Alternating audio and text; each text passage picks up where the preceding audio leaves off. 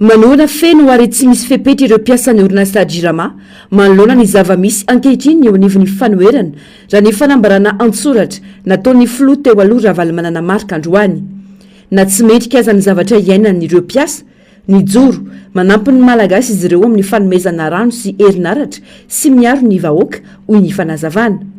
atramina andraisan'ny rajoelina ny fahefana tsy nitsahatra ny totongana sy niatrika krizy lalina ny orinasa mpanjakana jirama ary mbola tsy tafarina hatramin'ny androany miditra fatiantoko amin'ny opampana ny orinasa raha toka efa nahazo tombony arabola tamin'ny taona 2024 ankehitriny efa mananika ny 3.7 miliara ariary isan-taona ny fatiantoka raha nitatitry ny banky iraisampirenena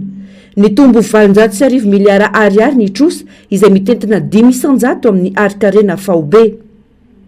hatramin'izao anefa mbola tsy nisy tatitra sy fanadihadiana arabola maneho toedy zavatra anaty aizina raha ny fanamafisana sakana goavana hatramin'izay ny fiovaovan'ny mpitantana ka manapaka ny fitohizany paikady ministra dimy ohatra no nandraikitra ny angovo tale jeneraly misa valo izay ny fandimby tao anatin'ny entona tetika asa telo lehibe ny voasakana kanefa nahafahana ny tsitsy hatrany amin'ny 500 miliara ariary isan-taona ary nisoroka ny famoana entona karbonina 7 taona isan-taona isan'izany tetika asa saofika mahatratra 500 megawatt mbola tsy vita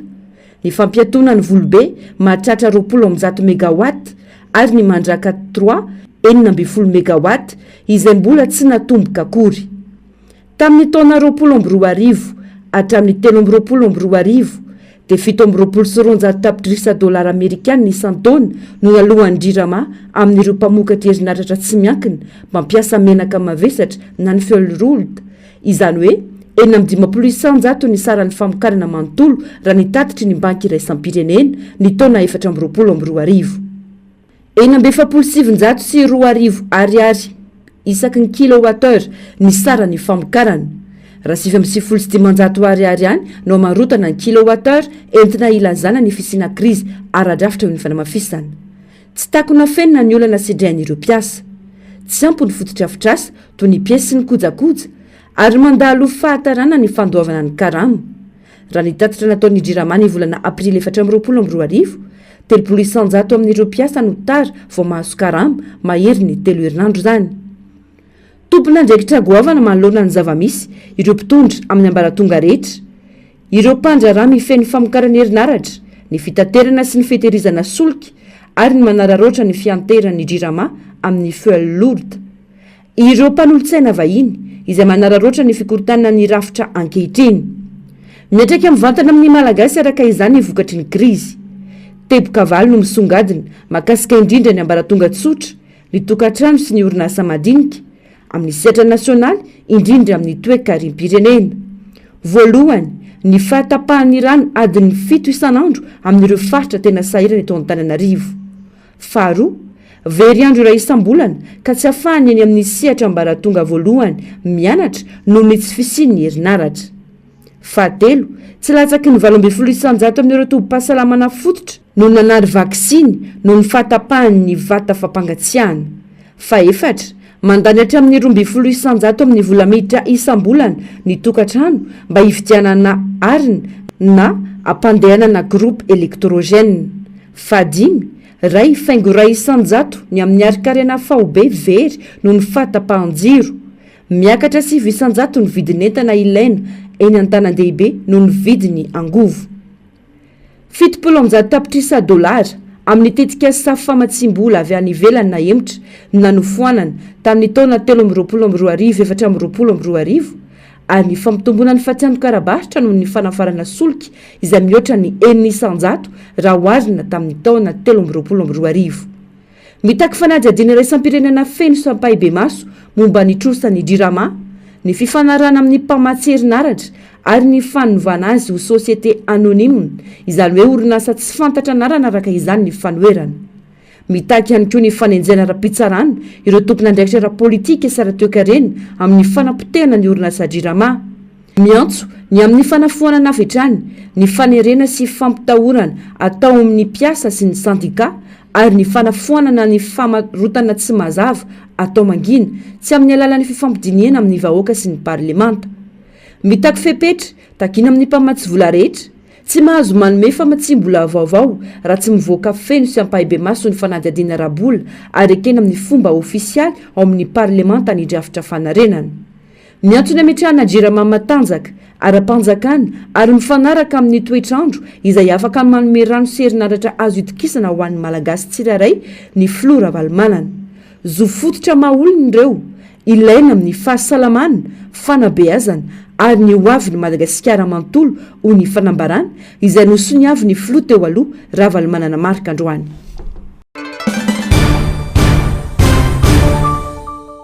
Tsy azo ekena ny fanapahana jiro sy rano satria iankinany aim-bahoaka hoy ny teo anivon'ny fitondram-panjakana tamin'ny alalan'ny ministry ny Angovo manoloana ny fitakiana ireo mpiasa eo anivon'ny jirama. Izao voatsapany ministra sy ny fitondram-panjakana fa tsy nahavitany andraikiny izy ireo amin'ny fanomezana irijo fototra tokony hosotrahany malagasy hoy Rivo Rakotovao. Tsy manana fahadisoana ny mpiasan'ny jirama ka andrangaragana lalàna, tsy manara-dalàna koa ireo mpitondro ka tokony tsy ifampiteny eo anatrehan'ny resaka lalàna hoy hatrany ny fanazavana. Manao ny asa moa le ministra zany mampatsiahy misy tsy azo atao zany ekinany fiainam-bahoaka io manakorotana fiainam-bahoaka zany tsisy jiro tsisy rano. Ay fantatry ny ministra zany fantatry fitondram-panjakana fa tena diso eto amin'lohan'ny vahoaka malagasy ny fitondram-panjakana amin'izao tsy fisian'ny rano sy ny jiro mandritry ny taona maritra be zay. Tsy voandroany io tsy io ministra io akory fa reo ministra be da be sy ny DG ny jirama fampitediavana tsy fantatro zay tena andraikitra iry zareo na andraikitra izy fa ny hita aloha de tsy navita ny asany atonga zany angovo sy rano madio ho an'ny vahoaka malagasy isitraka zany nefa arovany lalàna zany satria service public io dia mba manahirana ihany zany mihaino hoe tsy manara-dalàna mpiasa ko iza ny tarafiny iza ny tarafiny reo olona vo eo nareo any fiara-tso mivazavaza amin'ny tsy fanarahan-dalàna sy ny zavatra be da be mitranga eto firenena amin'ny tsy fanarahan-dalàna de androany rehefa mazavozavo amin'ireo mpiasany jirama reo ny hoavin'ny rapitsy de arangaranganareo fotsiny hoe tsy fanarahan-dalàna io tsy tompony andraikitra manao an'izany ndana ny fanantonany nareo inona ny inanao ambadika an'io sata vaovao io sinsisa za zany tsy miady resaka amin'iny mety fomba ray io fa ahoana no anaovana azy de ahoana ny rapitson'ireo olon'ireo ahoana ny rapitsony orinasa io fa tsy hoe ianareo de sasamoa de hoe tsy ty fireneny reo hoe fanazy tompontso aza manao an'izany misy député miteny aza miteniteny foana reo olona satria le ohatra velona iainana eo tsy fanarahan-dalàna be da be amin'ny firenena zany mahatonga atsika tsy misy mpamatsy vola tsy miankina tonga betsaka eto amintsika satria hitany olo tsy fanarahan-dalàna. Ny fitondrana ankehitriny no isan'ny nahatonga ny fampitehan'ny orinasa jirama hoy ihany i Rivo Rakotovao nanamafy raha notohizana ny dingana lavitrezaka napetraka ny fitondrana rajonary mampianina hoy ity filoham-panjakana teo aloha dia efa nilamina ny firenena eo amin'ny sehatry ny Angovo. Raha ny fantatra mantsy dia tokony natomboka tamin'ny taona 2024 ny tetika asa volobe sy ireo fotodrafitrasa maro momba ny Angovo saingana jano ny mpitondra ankehitriny noho ny antony tsy fantatra hoy ny fanazavana.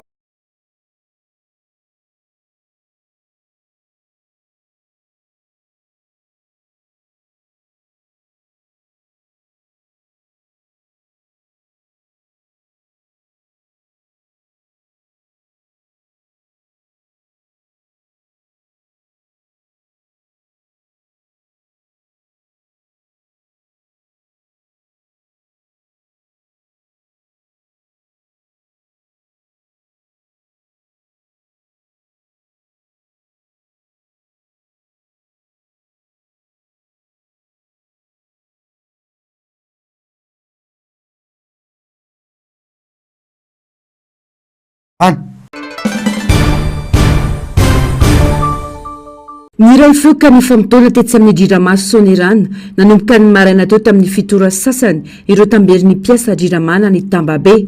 tsy manaiky ny sata vaovao mifeny orinasa izay lasa société anonyme ny tsara tamin'ny asa ny ary nidy avokoa ireo masivony jirama saika nanerina ny Tananarivo renivohitra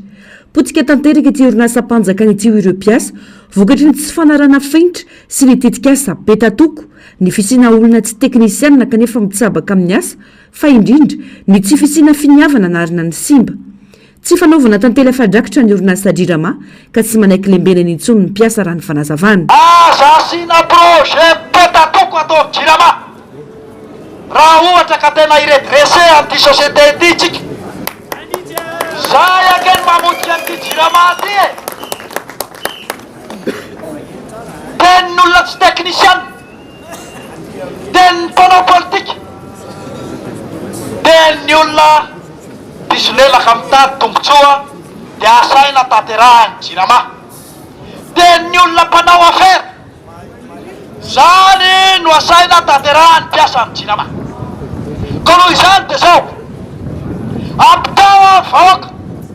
fa tsy ny jirama no fototry ny olana rehetra tsy ny jirama ny fototry ny jiro tapaka tsy ny jirama ny fototry ny rano tapaka fa misy volonté politique zay apetraky ny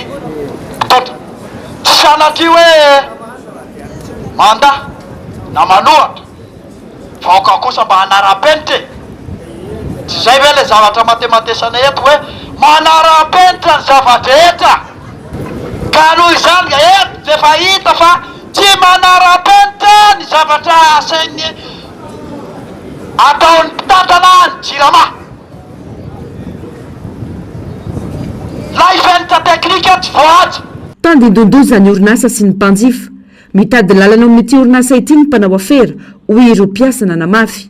ny antso ifampiresana ny ministry ny angovo sy ny akoranafo omaly saingy nivadika ordre de réquisition manome toromarika ireo tompona andraikitra eo amin'ny jirama ampandeha ny asa rehetra izany androany tsy manaiky ny fampiatsona ny ampandry anomby ihany koa ny mpiasan'ny jirama fa ny ministra mihitsy no mila manantona azy ireo enisoany rano manome 4 ny filohampirenena iresaka amin'ny ihany koa ireo mpiasa Andre mato ministra na mpiantso any ampitarika sendika tsy nihetsiky teto izahay zao nefa mivoaka ndraiky raha matahora mamoaka lettre de réquisition izy miorolika fa maro mpiara-miasa fa isika de tsy hihetsiky eto miandry anao eto izahay andre mato ministra mpiasany jirama efa ela loatra no firetana taminao efa ela izahay nanaiky zay lazay fanjakana na ratsiratsianareo izahay nekenay fa am'izao kosa tsy ekenay ny anovanareo ny orinasa jirama ho société commerciale eto izahay ary mandrapivany olana de tsy hiasa ny mpiasany jirama manerana nosy CCP tompo de hiara itolona aminay ny mpiara-miasa rehetrarehetra hiara itolona sika rehetra tsisy mialeto izahay eto izahay miandry anareo eto izahay no miandry vahaolana avy aminareo tsy manakana ny fanarenana tia napetraka ho an'ny orinasa jirama ny sata teo aloha ho ny mpiasa mibaribary kosa nefa fa fisokafana amin'ny mpandra raha ivelany anapotika ny fiandrianam-pirenena ny fametrahany ty sata vaovao ity tsy tsahatra ny fitokonana raha tsy miverina amin'ny fanapa-keviny ny fanjakana anafoany zany ambaran'izy ireo fa mamono ny mpiasa tsy adala koa ireo mpiasa ireo tsy afantatra ny zavatra ata fa ny zavatra ilaina zany de hoe any ilena mihitsy stade io anjanona am'le taloha industriel le tsy azo akana tombony fa raha makatombony a de maty ny firenena maty ny zay ny zavatra ilena tsy manakana ny fanatsarana ny jirama zany ny fiverenana am'le statut taloha fa fenitra arofanina mba tsy ho lasa tantely afandrakitra ny arepire statut aloha tsy manakana tsy manakana ny redressement zay tiana atao afaka manao éolienne afaka manao zay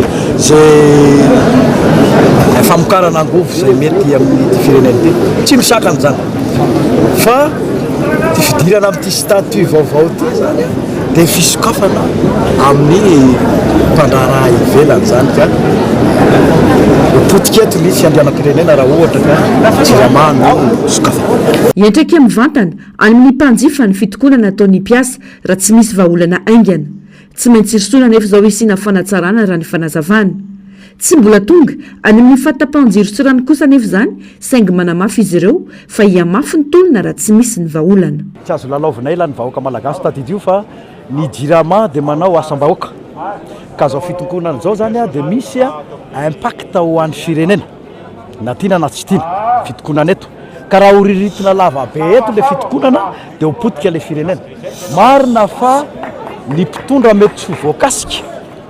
manao zay ataony ihany izy fa le vahoaka tena misitraka n'le jirotrano mihitsy no miantefa le lafiratsiny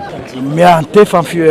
mpanjifa kanefa kosa tsy maintsy miroso amin'izao lalan'izao zany tsika raha ohatra te hiroso amin'ny tsaratsara kokoa zany tsy mbola tonga any aloha hatreto fa arakaraky ny fizotry ny tolona ary eto dia mangataka ny ministera pia sy ny olona manana ny fahefana eto amin'ny firenena aza atosika makany amin'ny tsy lalany ny grefy satria raha tsy mijanona raha tsisy valiny io a dia mitohy zany a le fitokonana raha ny fampahafantarana omaly efa nisy ihany koa ny fiantsoana fionana nataon'ny ministra tompona andraikitra tamin'ireo mpitarika sindikaly saingy tsy tonga nanatrika izany izy ireo raha ny fanambarana ity fionana ity dia saika nentina anazavana tsara ny antsiprian'ny fiovana ao anatin'ny sata vaovaon'ny driramara ny fanazavana tsy anara-dalàna ihany koa ny fangatana fitokonana izay tsy nanaraka ny antanatohatra rehetra ho ny fanamafisana mbola tsy narain'ny préavis na ny ministeran'ny asa na ny ministeran'ny angovo sy ny akoranafo raha nambaran'ny ministra nandriso avy etran'ireo filazan'ireo ny tamberin'ny mpiasa ny driramà androany ny fampiatson'nya ministra zany a dia tsy marina satria efa voalahatra daholo ny fandaharam-potoananay tsy azo alaina amin'izany hoe efa voalamina le fotoana zany efa io ny mpiasa fa mitaky vao zay nga ministra vao ampiatso zay nge nisy herinandro teo e niandry nga ministra niandry ny manam-pahefana fa tsy nisy tonga ry zareo tsy nisy nanome valiny ka kehitriny zany a tonga ireo mpiasa marobe reo hitanareo a fa tsy manaiky io statut io ka raha tiana ilamina zany le raharaha zany a dia tsotra tsy tara fa ary ny mpiasa koa tsy hoe mila vaniny fa rehefa foanana le statut milamina verina amilona zany re ny filazany reny zany dia tsy marina satria nareo tele ngamba fa navoaka anay reny tamin'ny assemblée générale hoe mangataka 72 heures zay a amin'ny famalinany ty fitakinay ty efa nataonay zany nalefanay ny taratasy a ministère ambaratongany hatrany amin'ny prime ministre hatrany amin'ny président de la république iza koa ny akoatran'izay iza ndray no lazainay akoatran'izay fa filamboatsiary zany a zany lazainga ministre zany fa reo ny mpiasa tonga ny mpiasa ary tsy azo tanana ntsony ary tadio fa ty zavatra ty zany tsy hoe olo-tokana no tombontsoan'olo-tokana fa tambabe ny mpiasa zay mirohatra zany tsy tana ntsony tsy manaiky nio zavatra ataon'ny fanjakany nampitandrina ny amin'ireo endrika raha matahora ihany koa ireo mpiasa tsy misy mahazo tombony amin'izany hoy ny fanazavany oka mba tsy tonga amin'izany aza miditra amin'izany a reo manam-pahefana fa pataloha tery zany zay dia efa teny an'izany eto aza miditra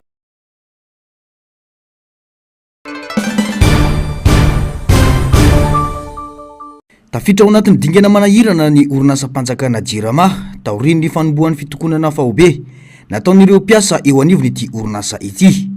tsy miasa ireo mpiasa amin'ny ankapobeny amin'izao fotoana izao ary mitaky fionana mivantana amin'ny filoam-pirenena amahana ity olana ity any Sainte Marie miatrika ny filan-kevitry ny ministra nefa ny mpitondra angatahana fionana manomboka rampitso midika izany fa tsy laharampamean'ny mpitondra fanjakana ny olana ateraka izao zava-misy izao satria tsy vao androany no nitaraina momba io olany angovo sy ny rano io ny malagasy fa tsy ireo mpiasan'ny jirama ihany hoy nisy olombavambahoaka fidèle razarapera inona ny zavatra mbola ataon'le président mbola manao dokam-barotra fanao filan-kevitry ministra ho any Sainte Marie andeha hijery balaina na vakansa hoentina manao vakansa ny mpikambana amin'ny gouvernemanta izy mazava zany fa mety izy menaka avokoa ny andeha hoany tonga dia ny fanjakana ny antoka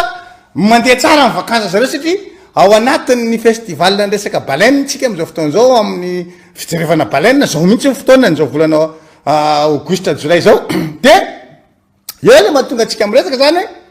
tena tsy ao anatin'ny la eritreritry le président nyle président zany a zavatra hafa mihitsy ny azy no ao anatin'ny saina izy tsy mieritreritra hoe olan'le vahoaka malagasy nge ty problème ny mpiasan'ny jirama ty tsy mieritreritra n'izany io président io tena tsy mieritreritra mihitsy izy hoe io grève mandeha io a dia olany vahoaka malagasy tsy mijanona olany mpiasany jiramarery io ary ny zavatra misy de zao manaraka an'le toromarika le mpiasan'le jirama de le ministre miteny olona vitsikely ange io ko manino ianao manao réquisition. Fanovanany satany orinasa o société anonyme adika malalaka koa hoe orinasa tsy anavahana anarany na SA ataon'ny fanjakana amin'ny jirama ka isan'ny antony fitokonana ataon'ireo mpiasa. Misy famahana olana goavana afako tokony hotakiny dia ndrafitra anarenana ny jirama izay manome tombony ireo mpiara-miombona antoka aminy kanefa amony ireo mpiasa sy ireo mpanjifa ho iatrany ity solombavambahoaka ity. Ny mamotika ny jirama de fa fantatra fa ireo le mpiara-miombona antoka amin'ny jirama zany hoe reo mpamaty herinaratra mpamaty solika ary mpapanofa groupe ny jirama reo mamotika ny jirama. Ny jirama le sady efa mividy herinaratra no miantoka ny solika sy ny menaka atao am'le groupe raha misy fasimbany groupe de ny jirama no manamboatra anazy. Zay ne le grave ao anatin'le izy de ahoana moa zany ny andeha tsy abotra an'le jirama am'zany fa ny tokony ezaka atao raha anarina jirama sy hoe jirama ihany ny fitaovan'ny jirama ihany no mampidina ny jirama ary mamatsy ny herinaratra ny jirama. Zay le zavatra tokony mandeha ao anatin'le izy fa tsy io anatin'ny plan de redressement io ny groupe ny jirama tsy amboarinao. Ny groupe ny jirama efa misy efa 20 taona mbola miasa ao anatin'le jirama. Le groupe mba tena vaovao hatry amin'ny 5 taona 3 monja zay ny groupe de ny fanajariana ndray koa re mbola tsy miaraka ajariana re fa mbola zaraina ny fanajariana reo refa tena problème le izy de dikan'izay ilay olona tsy miankina zay mivaky herinaratra amin'ny jirama ny velona. Le olona tsy miankina mampanofa groupe amin'ny jirama ny velona. Le olona tsy miankina manome solika ny jirama mamaty solika ny jirama zay mivelona. Inona ny anakana ny fanjakana raha tonga de afarana ny solika ho an'ny jirama de tsy mandalo any gouvernatsika ohatra fa afaka tonga dia mamatana ny amin'ny jirama ny solika. Ny jirama ny mpanjifa solika be indrindra to Madagasikara jirama de velona le karana ao anatin'le izy ny antony izy de jera tsara nge le inona teny akoana hoe maninona moa zany izy anana ny trosany jirama de manaiky izy hatramin'ny 2030 vao voalohany trosany hatramin'ny 2030 zay vao voalohany trosany. Nefa raha ianao manatrosa tsy nazahoanao volanao rapide tadiavinao zareo tsy maninona mihitsy ka aleo hatramin'ny 2030 ny tena marina de tiany mbola feheziny le jirama hatramin'ny 2030 hoe ambany vahoany zareo ny jirama hatramin'ny 2030. Mialalina isan'andro ny olany jirama izay orinasa misana ny famatsina herinaratra sy rano manerana nosy manomboka amin'ny fahatapahana tsy ampoizina ny faty antoka ara-teknika ka hatramin'ny fitarainana amin'ny faktura tsy mifanaraka amin'ny zavamisy. Ankehitriny tonga amin'ny fitokonana fahoben'ireo mpiasa eo anivony jirama ny zavamisy tsy olana ara-teknika intsony fa olana ara-pitantanana sy politika lalina ny olany jirama ho iatrany ny solombavambahoaka Fidèle Razarapiera. Miantso ny fiarahamonina iraisam-pirenena ny fanoherana eto Madagasikara mba ampitsahatra izao firodana ny toe-karena sy ny demokrasia eto Madagasikara izao. Voasokajy ho isan'ny firenena anana fidiram-bola ambany dia ambany ny malagasy ho an'ny taona 2024 araka ny tatitra navoaka ny banky iraisam-pirenena tamin'ny voalohan'ny volana Jolay 2024. $500 monja ny isam-batan'olona ny arkarena tamin'ny taona 2024 ka anasokajina ny Madagasikara ho firenena fa-efatra mandra indrindra maneran-tany aorian'ny Afghanistan izay $700, Soudan Atsimo $700 ary Yemen $700. Mihoatra ny 50% hatramin'ny 750% amin'ny PIB ny trosan'ny Madagasikara kanefa tsy misy fiantraikany hita maso amin'ny fiainan'ny malagasy izany. Nilaza ihany koa ny banky iraisam-pirenena fa tsy misy lalana mazava mankany amin'ny fivoahana amin'ny fahantrana.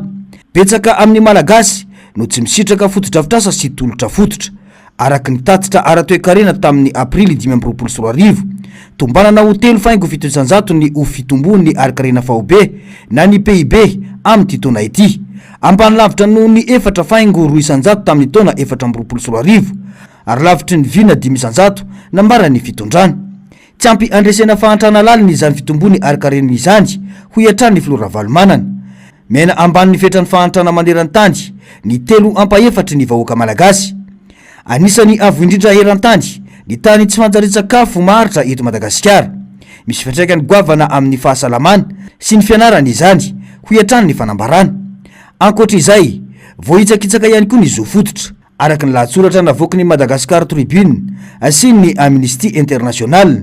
olona anjatony no voasambotra noho ny fihetsiketsehana ampilaminana,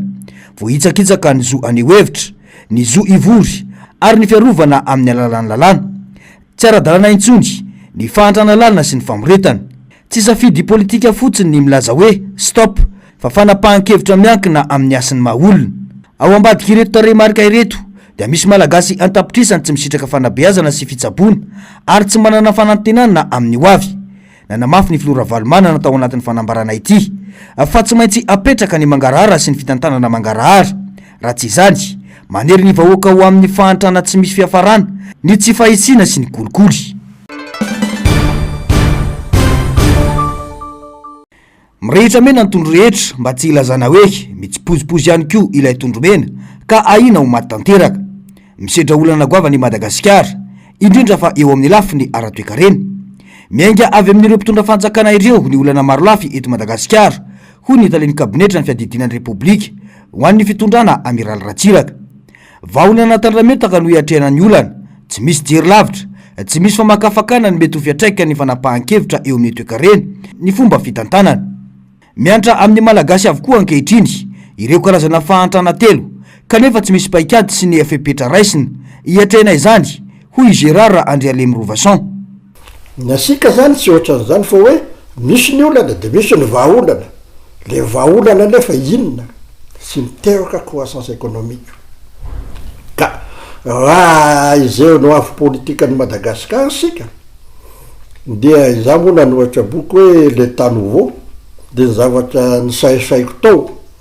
de hoe zavatra anakefatra: ny ady amin'ny fahantrana ray a,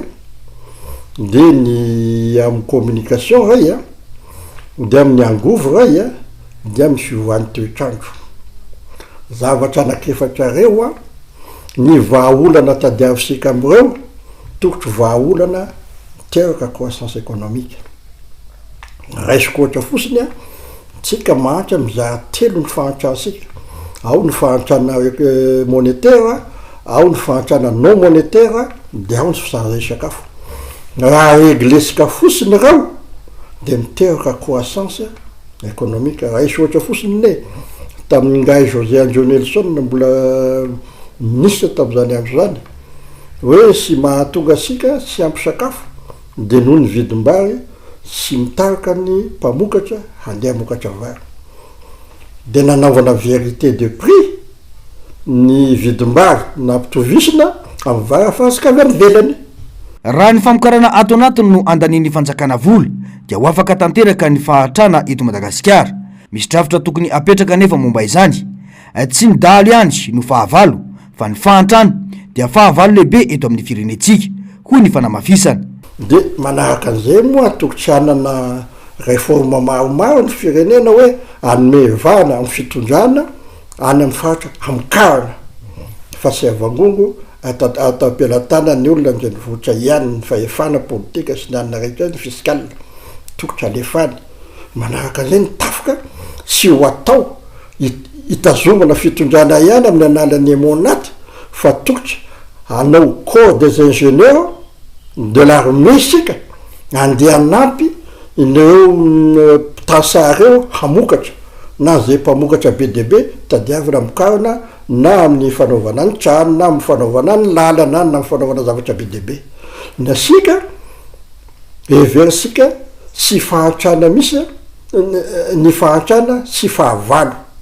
fa ny dalo ny tanabasy ihany ny ataosika fahavalo. Zay a anisany forme sara atao hoe ny tafoka fa andoava karama ihany a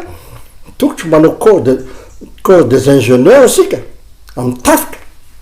hoentina nampy ny famokarana rehetrarehetra manerana ny nosy, na ny fanaovana trano zany, na ny fanaovana lalana, na ny fanaovana charbon vaovao sy ny karazany be de be. Mirona any amin'ny tsy laharam-pahamena ny fomba fiasan'ny mpitondra fanjakana, any ka mirefarefa sy potika avokoa ny fototry ny toekarena. Ohatra kaiky ny resaka fotodrafitrasa, tsy ingénieur ny gouvernoura ka anamboatra lalana, kanefa izany no zava-misy eto amintsika, hoy ny fanazavana. Endriky ny olona ao anatin'ny fitondrana ireny tany fianaran-tsoa ireny, miantso fantikandalana ampahy be maso, kanefa dia olana natao anao sy ampiatra lalàna. tsy misy tahotra na enatra ny fanotohinana sy ny fikasana na hafantsakitsahana lalam-pandrenana anoerana ny foto-kevitra demokratika sy ny fitsipika fototra ara-dalàna eto amin'ny fireneny hoy ny filoam-panjakana teo aloha rivo Rakotovao androany. Tsy misy lalàna manome fahefana irotsaka fanontelo eto Madagasikara kanefa dia ireny no ataon'ireo mpitondra fanjakana ho hatrany ny fanazavana. Miantso ny tsy fanarahan-dalàna pabe maso a reny olona manoana toa-kevitra nyreny. Misy fomba hafa ipetrahany zareo amin'ny fitondrana fa tsy voatery olona ray a zay lany mandà akory. Zay mampanao politika mampanao politika.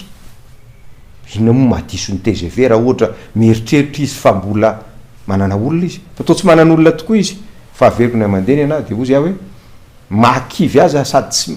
ohatra ny hitako hoe tsy tokony fampiresahana akory satria olom-boafidy eto amin'ity fireneny ity no asaina miteny ankehitriny hoe andao isika mianakafo reo tsy anara-dalàna. Tsy manara-dalàna anie zany ao anie ny constitution antsika milaza an'izany sa hanova constitution nareo zavatra hafa satria tamin'ny 2010 ary moa transition manova constitution nareo ho tombontsoa manokan'le olona zay eo ka ny ahy zany reny dia raisiko amin'izay hoe tena mivoy mikolokolo ny resaka tsy fanarahan-dalàna tsy manty manota fanapara-pahefana ny mpitondra amin'izao fotoana izao. Niezaka vita teo anatrehan'ny firenena sy ny vahoaka no azahoana mitazona fahefana fa tsy bodongerona anitsaka lalàna ho hatrany ity filoham-panjakana teo aloha ity. Tokony kandida arotsany hofidiana amin'izay fifidianana manaraka eo ny mpitondra ankehitriny raha toka tena nanao soa ho an'ny vahoaka malagasy hoy ny fanamafisana. Raha ohatra ne ianareo na vita zavatra tsara teto amin'ny fireneny tsara zany ny bilan anareo tsy sarotra ho anareo mihitsy a no mijery olona hafa mbola ho arotsakareo fa tsy manana ola zaina ny fitondram-panjakana potika ny firenentsika dia mifikitra fotsiny amin'izay a dia mikolokolo a mandefa n'izany resaka tsy fanarahan-dalàna zany ka dia lasa anatin'ny kolokolo ny tsy fanarahan-dalàna ho any firenena ka izy anao sainao manara-dalàna eto ankehitriny fa inona misy mitenin'ny député hoe mbola tsy zahatra vita ohatr'izao dia ireny amiko le olona sady marenina no mikipy satria tena zao ve mifahavoazan'ny firenentsika tsy za mifinaritra aveko ny mandeha tsy mahafinaritra miteny an'izany za koa malagasy miaina eto Madagasikara fa mampalahelo aho mijery ny firenentsika potika ohatr'izao firenentsika dia mbola misy olona mizaozao zay ny fitenena malagasy mizaozao mieritreritra ny olona hobado dia ohatran'ireny na le olona ny azy tao fianarantsoa mba samy menamenatra anaty any hoe ino ty lazay tsisy fandrosoana ohatr'izao fianarantsoa inona ny fandrosoana tao inona ny fandrosoana tao Madagasikara fa misoleraka izy ary jerefo tsara iza ny olona ampitenenina mialatsiny a eto amin'ity fireneny ity maninona ny sasany tsisy miteny mihitsy maninona ny olona ambonimboniny ireny tsisy miteny zay lazaiko hoe mody miady izy fa tsy miady ary indrindra mampirisika ny olona toy ireny mialatsiny a izy nefa namaky ny resaka iteniteny foana mitariky ny olona any amin'ny ara-dalàna. Fanokafan-dalana ho amin'ny fahefana tokana sy ny fitondrana tsirifesy mandidy ny zavamisy ho hatrany ny faneho-kevitra ireo nanoratra sy namola volana lam-pandrenana ihany no tsy afa-po amin'izany amin'izao fotoana izao ka manitsakitsaka izany. Sarotra ihany koa ny heverana fa isy fahalalana demokratika eto Madagasikara manoloana ireny antso andika lalàna ampahibe maso ireny ho hatrany i Rakotovao rivo filoham-panjakana teo aloha.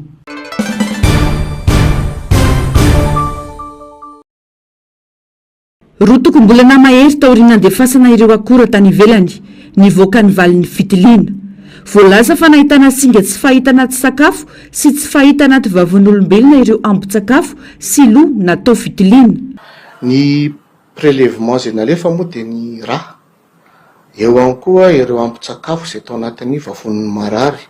ary nahitana singa izy ireo zay singa tsy fahita amin'ny sakafon'olombelona ary indrindrandrindra singa tsy fahita ao anatin'ny vavon'olombelona ary singa ireo rehefa tafiditra ao anaty vavon'olombelona dia fandraika tsara amin'ny trangana-retana na symptôme zay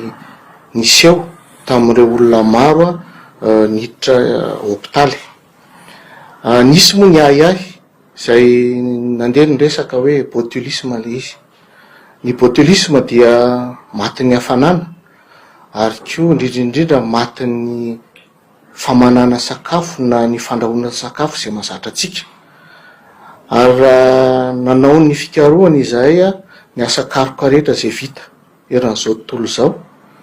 de tsy nahita mihitsy hoe ny vokatra avy amin'ny patisserie de nahitana botulisme. Itoy ny fanadiadiana hoy ny teo anivon'ny fampanoavana manoloana ity raharaha fanapoizinana ara-tsakafo niseho teny Ambohimalaza ity. Manamafy zany fa tena fanapoizinana na empoisonnement no tranganista amin'ity raharaha ity. Eto zany dia manambara izahay fa mitoy ny fanadiadiana sy ny famitonana izay atao eo anatrehan'ny mpitandron'ny filaminana gendarmerie pirenena sy ny polisy pirenena ary eo anatrehan'ny mpitsara mpanao famitorana. Misy ny finday izay nalaina ho atao fitsiriana, misy ny olona maromaro izay natsona ho atao fanadiadiana. Ratsaivina ny 17 jona lasa teo dia olona 50 mahery tanora ny ankamaroany no nanatrika lanonana fanamarena tsingeritaona naterana teny Ambohimalaza. Olona 24 tamin'ireo nanatrika mivantana ny lanonana sy ireo nitondrana sakafo no namony ainy ary 13 hafa mbola manaraka fitsaboana raha ny taremarika.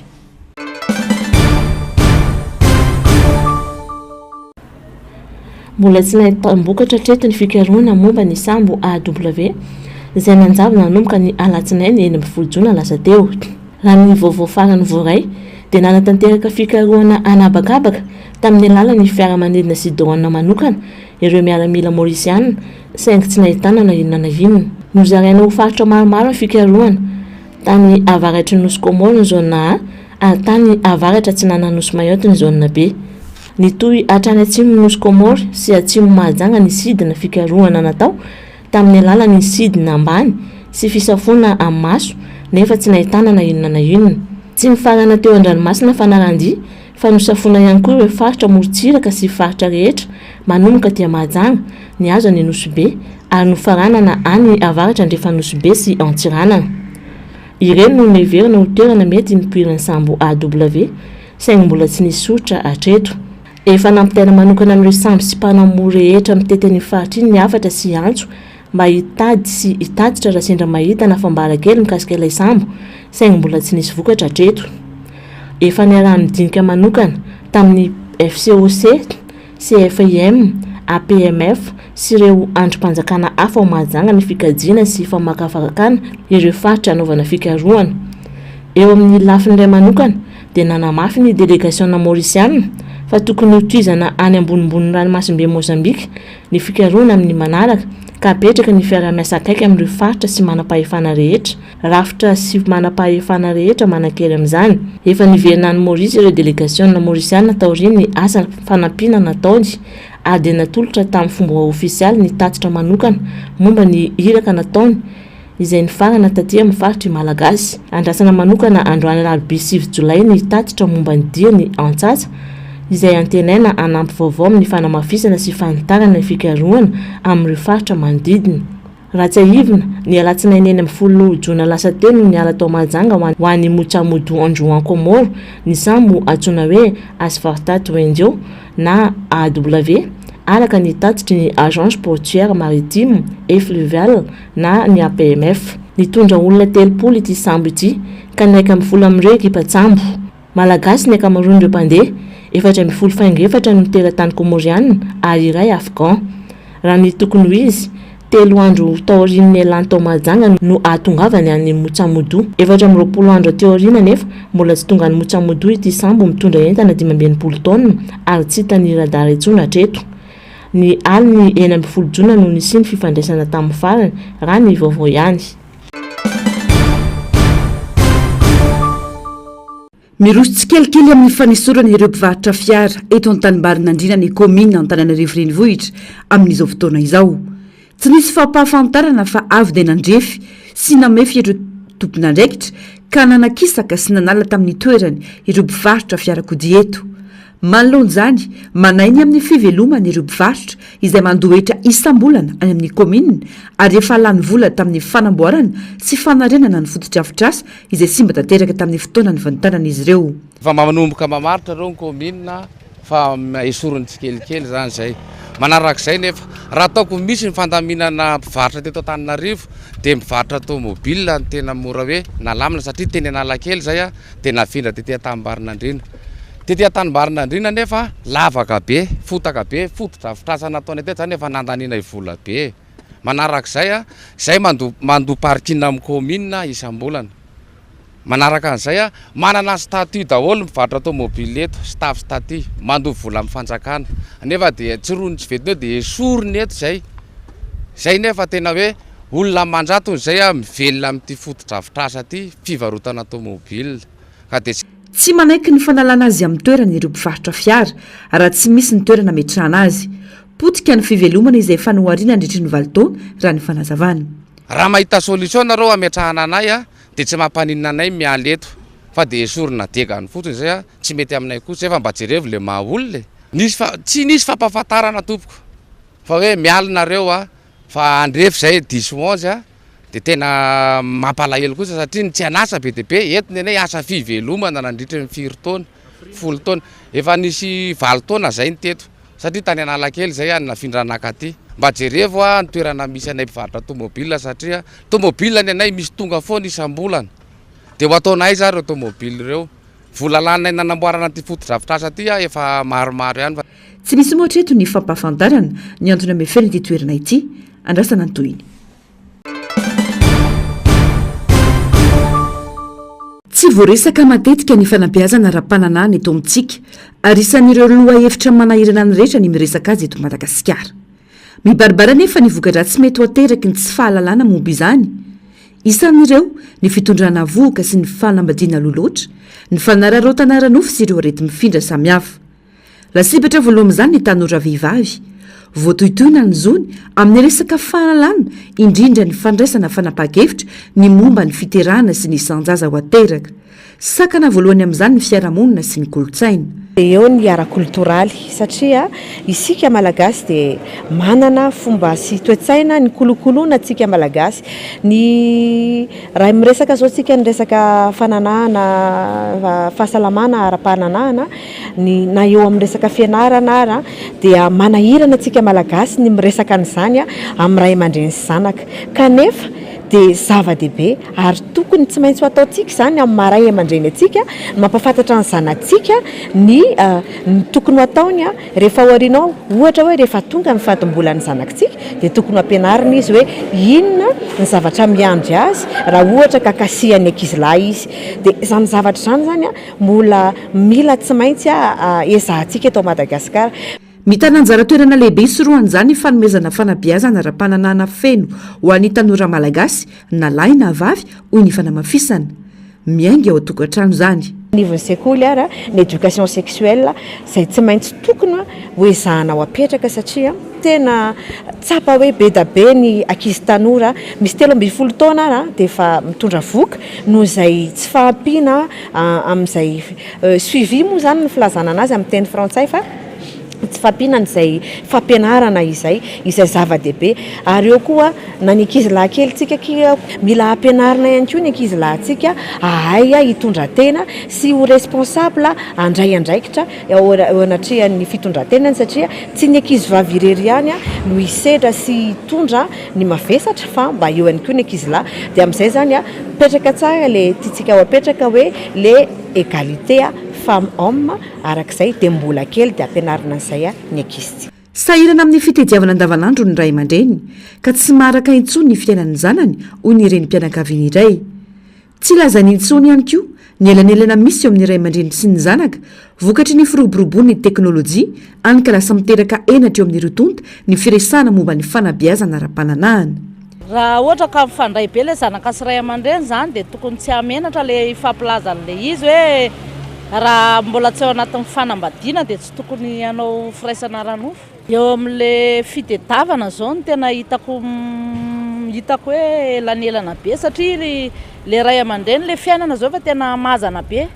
dia tena sahirana le ray aman-dreny miala maraina dia mody alina asa tsy maharaka an'le zavatra ataon'ny ankizy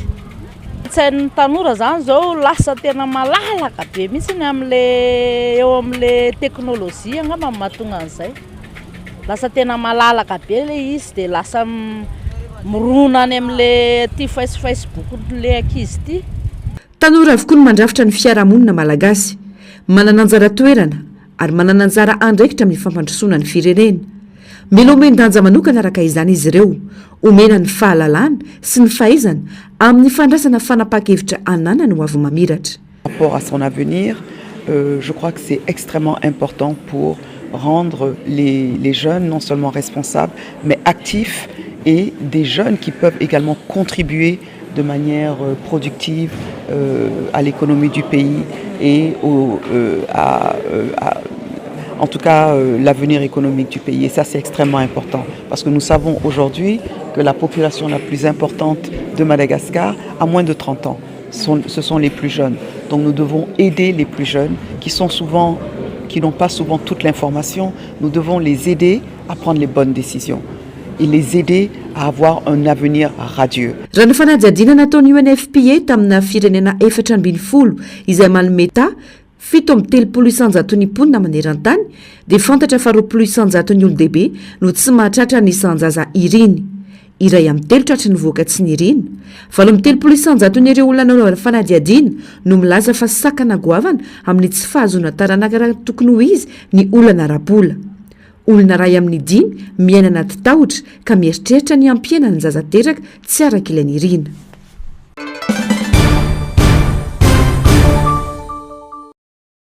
Namena sistemana Marseille, tanàna lehibe faharoa any Frantsa ny doro-tanety Atsomaly. Rava eo tanimboly sy ala manodidina ny 570 hektara ary olona mahery 100 no naratra araka ny tatitra avy amin'ny manam-pahefana ny toerana. Niparitaka aingana be ny afo no ndrivotra ny fofofo raha ny nambala ny pamonjy voana. Araka ny lohanam-baovao, olona 100 no naratra ary manodidina ny 700 ny voateny mifindra toerana. Anisan'izany ireo zokiolona monina amin'ny trano fitezana any Le Pen Mirabeau. Milaza ny préfet ny Bouches-du-Rhône fa trano 70 eo voakasika ity doro-tanety ity ka trano 10 nipodika tanteraka. Ny ministry ny Atitady Bruno Retailleau izay tonga nijery tany an-toerana Malarivo dia nilaza fa mpamono afo 20 mahely no anohy ny asany mandritra ny alina mba hahazoana ny feny afo. Nambalana fa raha miaina ny herin-drivotra araka ny vinavina dia mora kokoa ny manaramaso ny toedrana amin'ny ora manaraka. Nampitandrina ihany koa izy fa mety ho mafy ny loza ny vanim-potoana ny fahavaratra amin'ity taona ity noho ny fisehoany afo lehibe tahaka izao amin'ny fiandohany ny vanim-potoana. Etsy ankilany nambalana be ny tanàna Marseille Benoît Payan fa ady no hatrehany ireo mpamonjy voana amin'ny pomporany eny an-tanàna. Nilaza ihany koa izy fa tamin'ny fotoana mafy indrindra dia nahatratra 2.4 kilometatra isa-minitra ny fielezany afo. Vokatry ny doro-tanety dia nahata avokoa ny sidina ao ny sirana paraminide na Marseille Province. Natsahatra ihany koa fivezivezen'ny fiaran-dalam-by tao amin'ny gare Saint-Charles ary nakatona amin'ny ampahan-dalana amin'ny lalam-pirenena loha lehibe. Na izany aza nanambara ny SNCF androany maraina fa avela ny fivezivezeny ny TGV. Ho fepetra fiarovana dia nampiasa fitaovana mpamokatra herinaratra manokana ny hôpitaly avaratra ao an-tanàna noho ny fahatapahan-jiro tampoka. Nangatahana ireo mponina mba hijanona ao an-trano anidy varavarankely ary tsy ala raha tsy any ny filazana ofisialy mba tsy anotoany ny lalana ho an'ireo fiara vonjitaitra. Nilaza ny filoha frantsay Emmanuel Macron fa mankasitraka sy malohana tanteraka ireo mpamonjy voana ny tenany maneho fiaraha-miona amin'ny renaratra ary miantso ny rehetra mba hanaraka tsara ny toromarika sy fepetra fiarovana. Araka ny tatitra avy mpamonjy voana dia manodidina ny Le Pen Mirabeau ny andohany afo. Fotoana ny haintany sy hafanana amin'itoy izao ka isan'ny nahatonga ny doro-tanety maro any amin'ny faritra atsimon'ny Frantsa tato anatin'ny andro vitsy izany.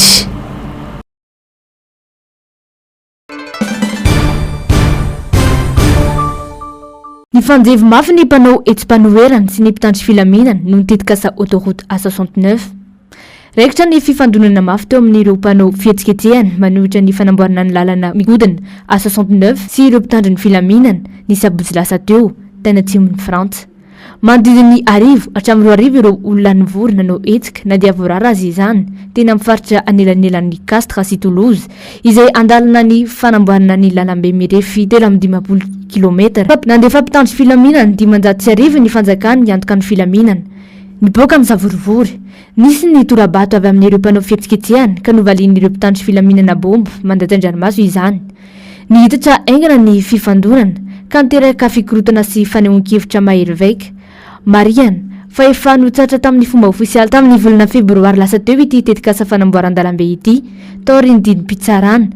Mitohy antsokotsoko anefa ny asa fanorenana hoy ny mpanao fihetsiketsehana ka nahatonga azy ireo niverina tamin'ny fitokonana araka ny fanazavana. miapanga ny mpanohitra fa tsy ara-dalàna ny fanamboarana ilay autoroute izay manimba ny tontolo iainana.